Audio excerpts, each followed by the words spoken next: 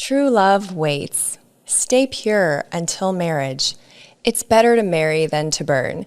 If you were coming up of age in the late 90s in the evangelical Christian community, those were things you heard a lot. You probably also read I Kiss Dating Goodbye, a popular book touting courtship as the superior way to find God's perfect match for you and avoid the perils of sexual sin. The author of that book is my next guest. His life has changed a lot since he wrote that book, including his view on premarital sex. Today, he's going to share his first-person account of what it's like to change your mind about something that you wrote a bestseller about. And we're going to, talk about sex. Fellow 90s kid, rethought and rebranded Joshua Harris. Thanks for being here. Oh, thanks for having me. That was quite the introduction. Well, thank you. You know what's funny about all of this that I was thinking about is if we were in our respective communities, two co-eds talking about sex this conversation would not even be allowed. And that just Oh, made me that's laugh. true. Yeah, Well, it's really that uncommon. is very true. Yeah. And it's really uncommon to see a public figure like change their mind about something unless they're Mm, on the canceling chopping block. You know what I mean? mm, And it would be difficult, especially I think if your identity was connected to whatever it was you were talking about, like yours was, certainly from mm. people who created a career around it. And let's be honest, men are not really known for being like, you know what? I was wrong. So can you, It's how did you, hard. it's so Yeah, hard. So yeah, tell me it's how really you hard. came to this conclusion about such a major subject for you. Yeah. Well, it's funny that you mentioned the canceling chopping block. And I know you're saying that in kind of a facetious way, but there was a sense in which I was on that block, and I don't always think that's a negative thing, actually, because there were a lot of reasons why it took me a long time to actually engage with the criticisms. And it was the large number of voices that were speaking to me, from the internet, which has enabled what we talk about as cancel culture. But really, it's enabled in many cases is for people to have the power to stand up to authority figures, and in the world of the evangelical church, a lot of times there's not accountability. Leaders and pastors and authors can just sort of do their thing without any sort of anyone calling them to account for the result of their ideas. And it really was a large group of people kind of standing up and sharing their stories that helped to change my mind. But it took a long time, and I understand why so few people do it, because it is incredibly disruptive. It's scary. You mentioned identity. There could be a loss of identity. There's a loss of income. There's, this fear that you'll be rejected by the group of people that used to support you if you shift in some way. So it was a really tough experience. And it wasn't just this like brave, moment for me. Along the way, there were moments that kind of pushed me forward. And then I was like, oh my gosh, should I really rethink this? And then I did, and then I had to live with the consequences of that. But along the way, I wanted to turn back many times.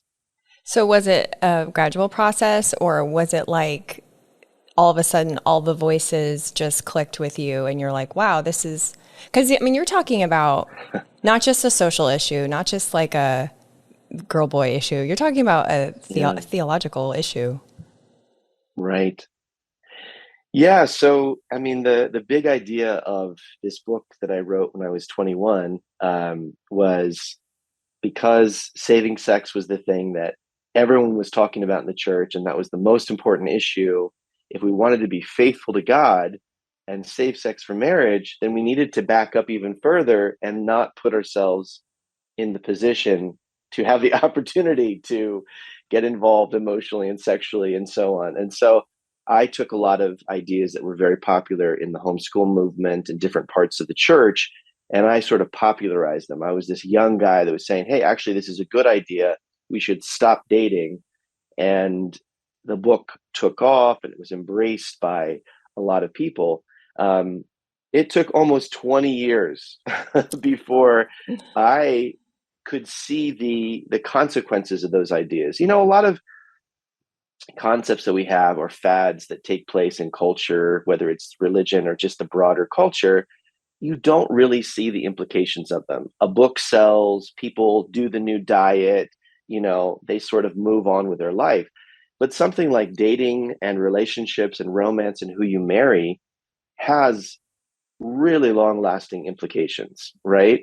And so there was a whole generation of Christians who embraced the ideas of my book, and then they got married. And then time went by, and maybe those marriages didn't go so well, or maybe some of them never got married, and time went by, and they started to feel, really upset about the bill of goods that they'd been sold in the purity culture movement, and in my book in particular.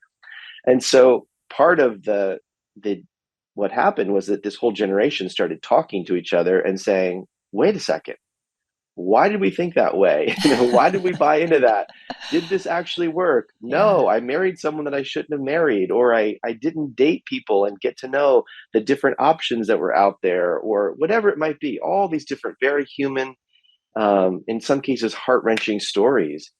And for me, there was sort of a breakdown of all the things that I gave my life security. I was a pastor of a large church. Well, that church started to get rocked by political division and turmoil. We were hit with a sex abuse lawsuit, like all these things that shook my confidence that I was on the right team and I knew all the right answers began to fall apart.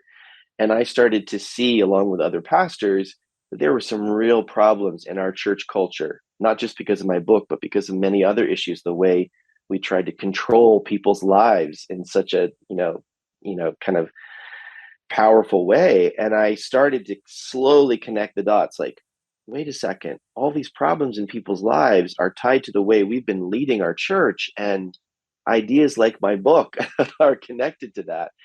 And so I ended up stepping down from my role to go to seminary on the other side of the continent in Canada.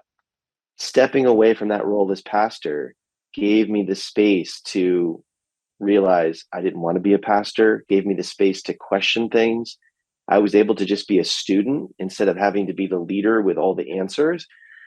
And so all of those moments led me to that place of being ready to listen to people who said, hey, buddy, do you know that your book actually had a really negative impact, on our lives?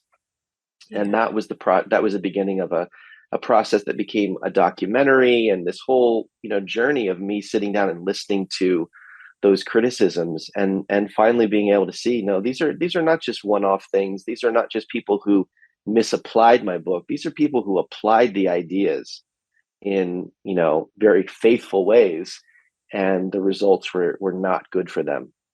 I think I would be remiss if I didn't address the fact that you went to seminary and the end result was that you wanted to leave the ministry. I think that's usually the opposite effect of what happens. Can we touch on that briefly? I know it's not related to our topic, but I feel like it's just the Sure. elephant in the room.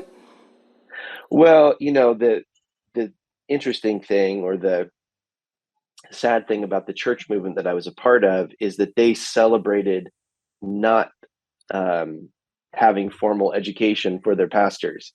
And so I became a pastor before, I'm sorry, I became a pastor before I went to seminary, before I was formally educated. And it was sort of on the job training, and there was a real celebration of, doing all the theological learning in house.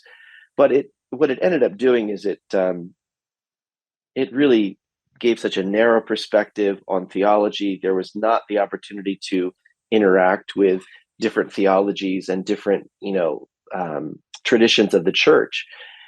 So I was a pastor in that group for a long time. And when I got to this point of being completely burned out, I knew I needed a broader perspective. I knew I needed to learn in a different context. So I finally went to seminary after being a pastor for 17 years, which is the opposite way that you're supposed to do things.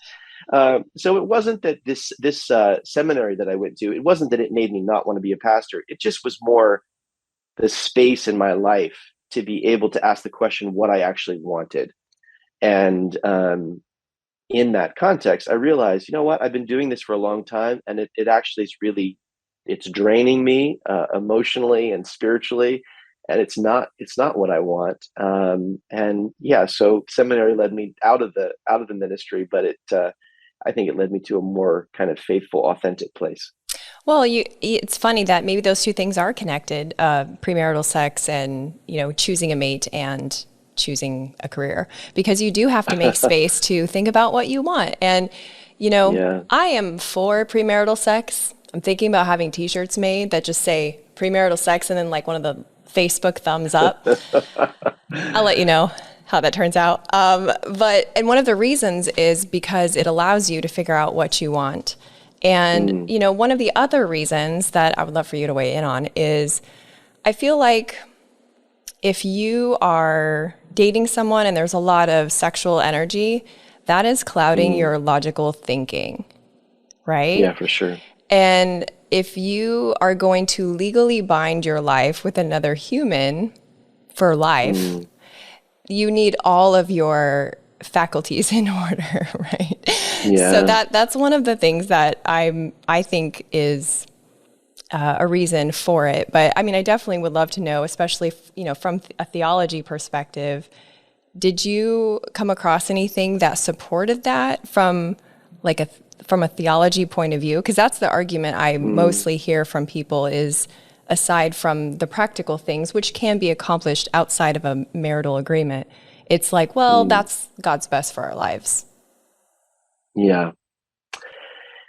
Yeah, I mean, there are definitely people who are writing uh, works of theology that are arguing for a within the Christian tradition. They're arguing for a much broader perspective on sexuality.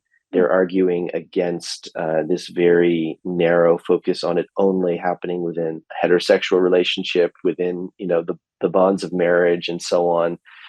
But that is definitely a minority opinion. I mean, I think the reality of the most of the church is that sex is very tied to marriage. Marriage is tied to the picture of Christ and the church. So there's just all these reasons why free love and the freedom to experiment sexually and understand what you want and so on is not celebrated by most churches, or kind of backed up by most theologies. And I mean, that's part of the reason for me. I've really stepped away from the church. So I'm not trying to justify my ideas about sex or my affirmation of my LGBTQ plus friends within Christian theology. I've just really stepped away from it and said, listen, I'm not at the same place. I'm not trying to play by all these same rules. But what you're describing earlier is absolutely so true. When you make this rule, or when you believe this rule that sex has to happen within marriage, it creates tremendous pressure on unmarried couples who are considering marriage.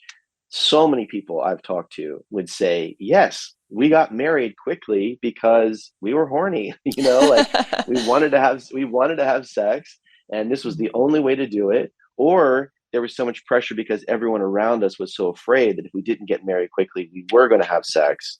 And so there's so much of even like the Old Testament teaching about sex and virgins and so on was so tied to a view of women in particular that was so property based. It was, you have to make sure that your offspring, they're really your offspring. So the woman has to be a virgin because you want a family succession that's pure, and all those kinds of things. And so many of those very ancient ideas have informed what the way that I think many religions, but Christianity in particular, function. And then I would just say there are so many hangups in so many religious contexts about sex. It's become such a massive deal, and then it's been reinforced, as a kind of key part of the culture wars and so on. So there's just incredible pressure, and I think that pressure leads to real problems in the way we relate, problems in the way we even approach sexuality and experience sexuality. So I've really interacted with so many couples that have that kind of story, that their sex life is really marred by the guilt that they felt for so long around sex, holding off all those desires, and then getting married, and suddenly they're supposed to just turn on, turn themselves on sexually and be completely open and comfortable. And that's really a difficult thing to do because your mind has been programmed. This is such a bad thing. It's so terrible. The joke is sex is such a terrible, dirty, nasty thing. You should save it for the one you love. I haven't heard that. That's good. Yeah. That's really good. Oh my gosh. And when you said it puts so much pressure on them, let's be real, by them, we mean her, because I don't know what your experience was, but my experience in my community was, it was definitely the woman's job to dress modestly, swim in a t-shirt and shorts, Yes, and that's right. really protect the man's purity, because boys will be boys. And then when you got married, it was like you were expected to also carry the burden of sexual satisfaction and be some sort of, super sexual, awesome, knowledgeable Yeah. person. But we weren't even allowed to masturbate. Like, there was no discussion of education, no discussion of pleasure. And you're absolutely right about the, getting married too soon. I even knew someone, and they're still married, amazingly, but they married in high school. They were children. Oh, wow. Because their parents didn't want them to have sex before they got married. But for most of us from my community, we are not married to the person that we first got married to. Like, that first marriage, Yeah. either they're married and maybe it's not the right fit and they're struggling and they're unhappy, or they parted ways. So it definitely leads to a lot of problems. But in the Bible, didn't people get married when they were teenagers? Like, that makes more sense from a hormone perspective. Yeah, I think people were getting married much, much earlier in earlier days, for sure. Yeah. I think for anyone who looks back, and let's say they're our age, 40-ish, and they look back to their 20s, as long as we didn't write a best-selling book about it, it's pretty easy to go, you know what? I was a moron. But what's hard, Right. and I would love if you have any incredible insight on this, what's hard is to look back and mourn lost opportunity. So for those of us from that community, we're mourning the lost opportunity to be young and carefree in our 20s without Yeah. daily guilt and shame. We're mourning the lost opportunity of, moving away, or, different things that Yeah. were interrupted by marriage, maybe parenthood before they were ready. So if that's something that you experienced and have worked through, please share with the class. Yeah, I think I just I'm so hesitant to just give kind of pat answers or wrap it up with a bow kind of answers, because that is what we get in so many contexts that want us to just sort of um, shut up and deal with it and move on. And I think the thing that I would just want to say is that regret is real, and it's completely valid. And people who have experienced that are you're not alone. There are so many others who have experienced that kind of regret that comes from a very restrictive community, family, religion, whatever it might be. And I think that's what makes something like purity culture in my book such a flashpoint, because some decisions you make, like, you got bad advice and you bought the wrong car. Okay, well, get rid of that car and you buy a new one.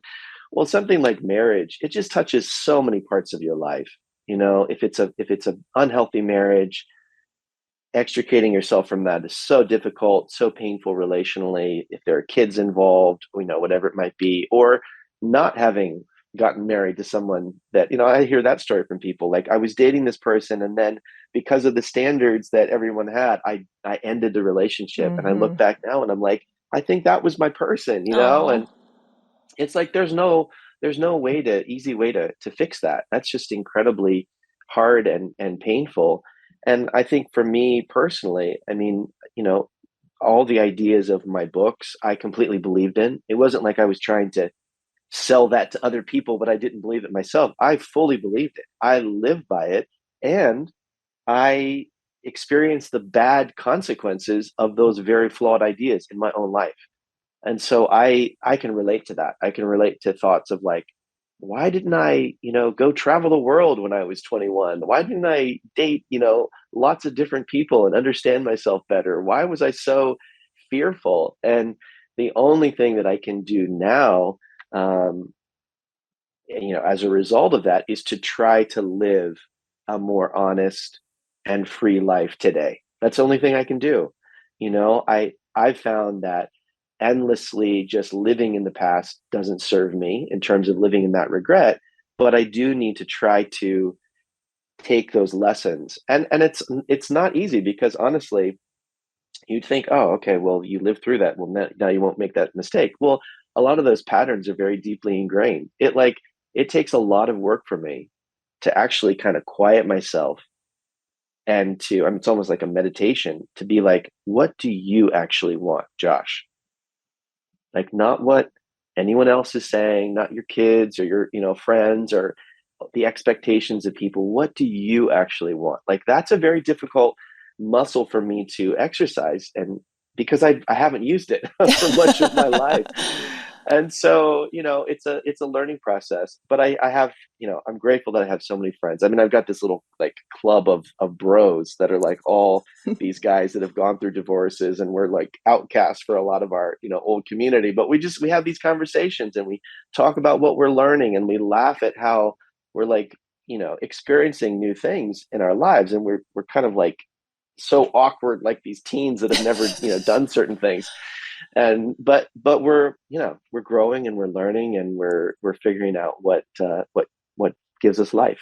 Oh, Josh, we're all in your club. Okay. Let's we're all in that club. There's a huge bunch of us from the Midwest in the United States who uh, are also in your club. Something that was brought up when I was talking to one of my club members, I'm gonna start calling them that. um, anyway, then my thoughts have gone in a million directions about what we would call the club, and I need to reel myself back in.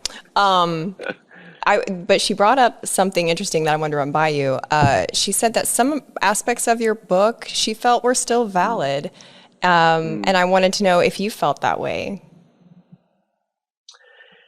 Yeah, I mean, that's a very tricky question to answer because I'd have to be very specific about which parts of it are still valid. I would say, it's funny. I have conversations with my my son who is single, lives in New York City, um, and he laughs with me, and he's basically like, I could see there being a revival of the ideas in your book, I Kissed Dating Goodbye, now, because people are so burnt out on online dating and that whole world. And I just laugh at that because I'm just like, are you kidding?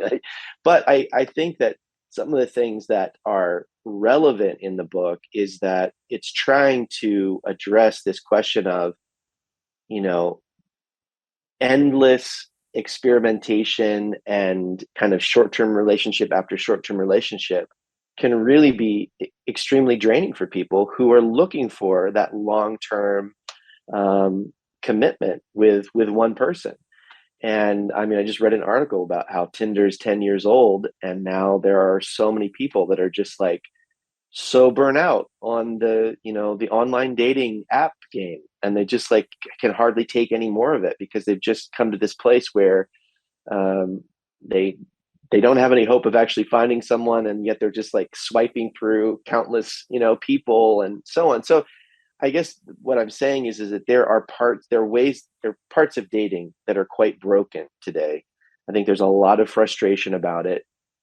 And I think my book was one expression of trying to find a saner, healthier way to approach that. Now, the problem with my approach, it was very control based. It was very, guilt based and shame based and so on. But I really think it's important, you know, from my own standpoint, I want people to have the freedom to do whatever they want. If there are people who say, I want a very restrictive, my family is involved in who I marry, kind of experience of courtship, more power to you. What's important to me is that people are making that decision themselves. It's not being forced on them from anyone else. The same goes with online dating. It's like, if you're enjoying that, you're having lots of different sexual experiences and you're having a great time, wonderful, but I hope that's not because there's this pressure from all your friends that you have to be doing this. I just want to encourage people to be free, to know what they want themselves, to be making decisions that are informed by what's best for them and what they kind of feel good about in the way that they're relating to other people. So I think that, Ike Stating Goodbye was trying to ask some questions. I think the answers that it came up with were wrong, but I think every generation is going to keep having to ask those questions. And as we lose like a community-based support system, as we lose the ability to get to know others in contexts that are supported by family and extended community and so on, I think a lot of people feel quite alone and quite frustrated and maybe even scared a little bit by the whole process. And so I worry at times that, the ideas in I Kiss Dating Goodbye will be recycled by someone new. I'm almost positive that's going to happen. But it's Yeah. because there's a lot of frustration when it comes to finding a partner, especially in a culture that's quite liberated sexually and so on. So much frustration. I had some very interesting conversations as part of my research for our Did you discussion. really? I really Yeah. did. And, I can tell like some of them were, I was just like asking, I had like three questions I pulled the audience with. Mm. And some of them just answered the questions. And then others, they were like, actually, I really want to dig into this. Can we have a Zoom call? And I'm like, yeah, I haven't talked to you in 20 years. Let's do that. And it was like Wow. therapy for us.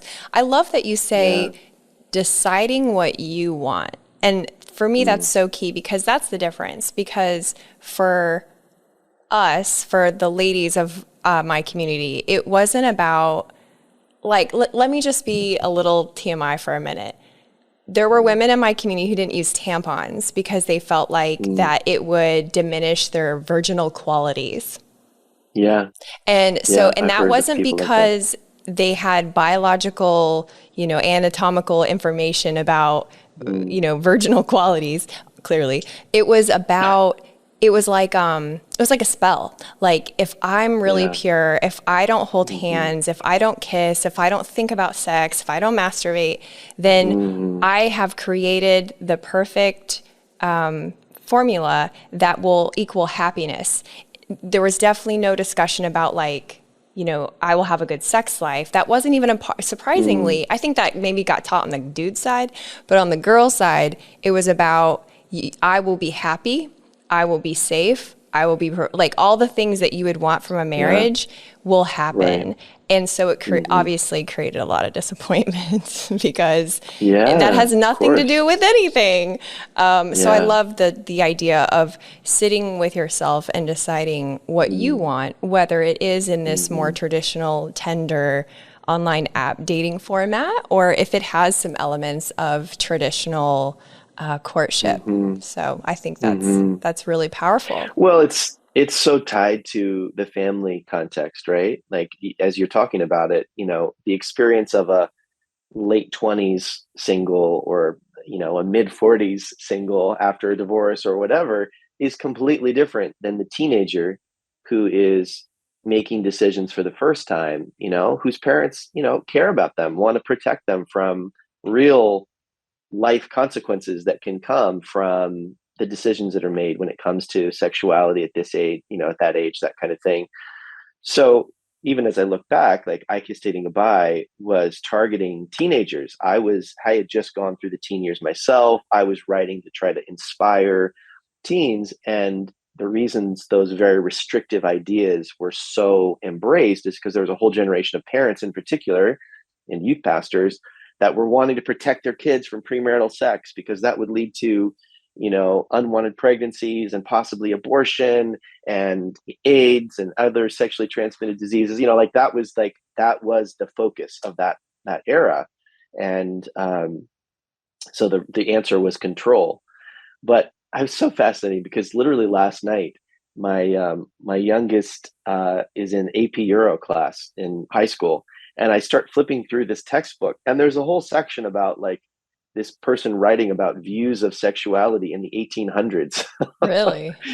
And it was talking about the fact that in the upper class in this era, the men had all this freedom. Boys will be boys. It's exactly what we talked about. They're like, of course, guys are going to want to sow their wild oats and do those kinds of things. But in the upper class, the women were protected with ignorance. Like they needed to know, they couldn't know how babies were made. They couldn't know anything about their own bodies. All these kinds of things. Like that was the ideal of feminine virtue.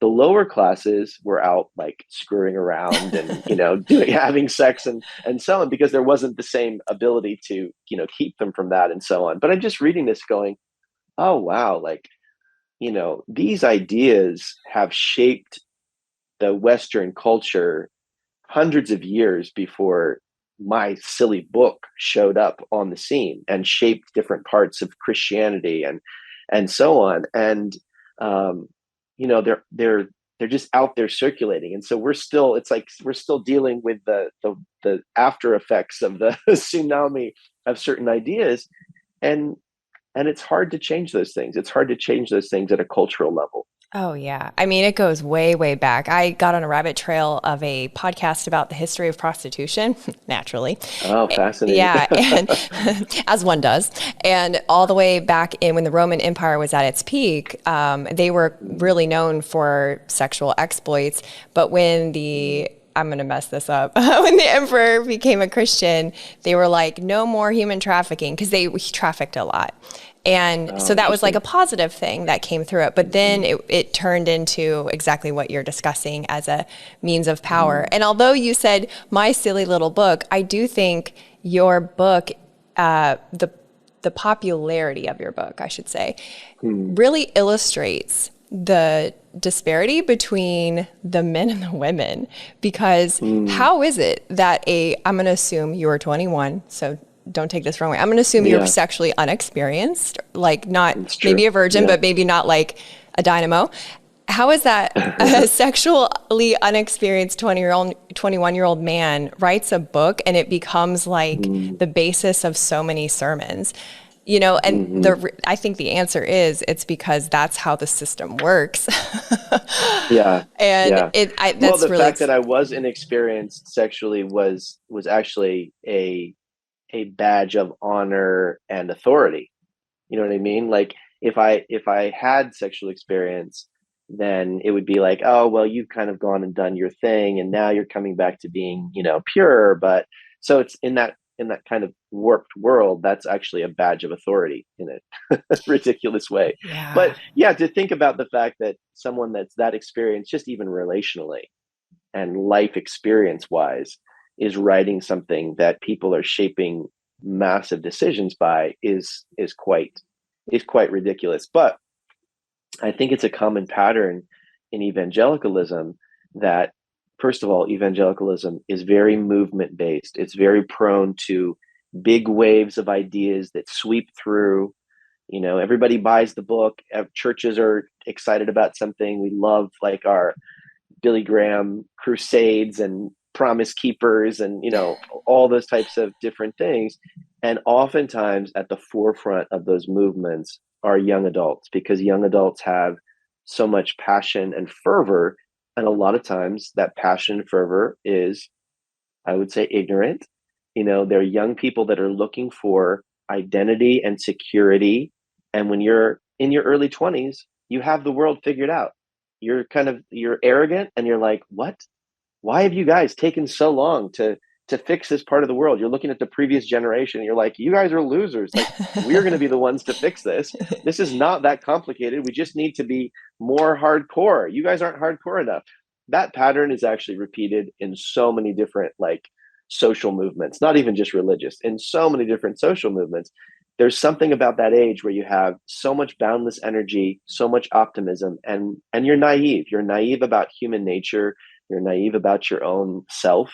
And so, my book, I think, was an example of that. I was at the forefront of that because I was this young guy who was saying all the things that the parents and the pastors wanted somebody to say. And I had more credibility because I was, a single person myself. Yeah, that's so true. So much to unpack. So we've covered a lot of ground, but as we wrap up, I would love for you to speak to how you might wish that the world talk to those young people about sex and Mm, sexuality? Having kids yourself and mm, having gone through this experience, I'm very curious about yeah. your perspective. Well, I think the thing that I'd hope this for my own kids, I'd hope this for others, is just when you take shame and guilt out of the conversation, and when it comes to sexuality, that that I think is the healthy place, where people understand, where they're able to be educated, where they're able to learn about what gives them pleasure, how they want to interact sexually with other people, where things like masturbation and all those kinds of things are, there's no shame around them, and people are able to learn about themselves and about what they want consensual sex to look like. That I think is a really powerful place. I would include with that, though, kind of an understanding of, listen, this is such a powerful, incredible way to connect with other people.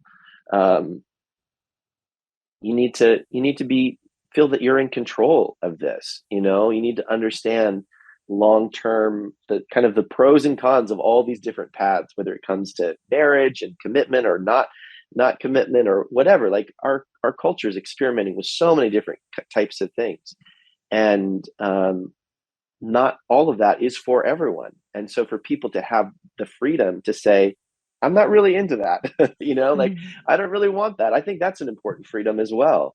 And so it's like, I would hope that people could be freed from the shame and guilt of saying sex is bad, but also from the shame and guilt of saying, that's not for me. I actually want this over here. Like there's a certain choosing that takes place, and sometimes people will be like, well, why would you want that, um, and that judgment can come from so many directions. But in that safer place, that's where I think people can be informed, they can learn about themselves, and then they can make decisions knowing that I made these decisions myself, not because someone else was pushing me or forcing me to.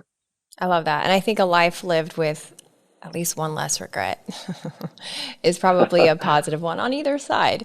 If someone Mm, wants to continue this train of thought, explore this area of curiosity, I know your book is no longer in active printing. You're no longer receiving mm, any financial benefit from the book or from the documentary.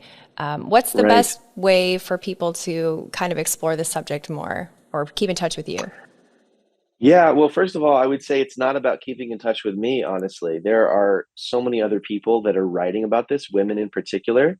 I don't have all the book titles in my mind. There's a great book named Pure, that's out there that talks about this in detail. If you just Google purity culture, and books on purity culture, you'll find some really powerful voices that are critiquing these ideas, that are writing about these things. So that's where I'd encourage people to go for more information. It's not me. Okay. That's fair. That's fair. Well, maybe I can link uh, those in my the Saturday email that comes out when this episode oh, airs. that'd be great. Yeah, Yeah, so we can fantastic. talk, afterwards, and you can be like, "Okay, I thought of the book," and then I'll link them. Yeah, So, exactly. so if you're There's listening some to great this ones out there. now and you are not part of that email list, all you have to do, if you're in the US, you can text REAL to 66866, and if you're outside the US, just go to meredithforreal.com and you can get on the list. So, that'll be awesome. And you have a website, joshharris.com, correct? Yeah, that's right. Yeah, I do a little podcast where I just interview people about business and marketing and different kinds of things like that. Perfect. Thank you so much. This was really awesome. Oh, Meredith, I'm glad we're in the same club. We'll definitely have to have a chapter meeting one day. And think of a great name. So to be continued. Okay, sounds great. Hey, you're still here. That's awesome. I hope to see you next week too. I talk with the most interesting people that you've probably never heard of. Most of them are paradoxical and bring an opportunity for you to grow as a person. So if you like bright, meaningful entertainment, be sure to subscribe and hit the bell for notifications.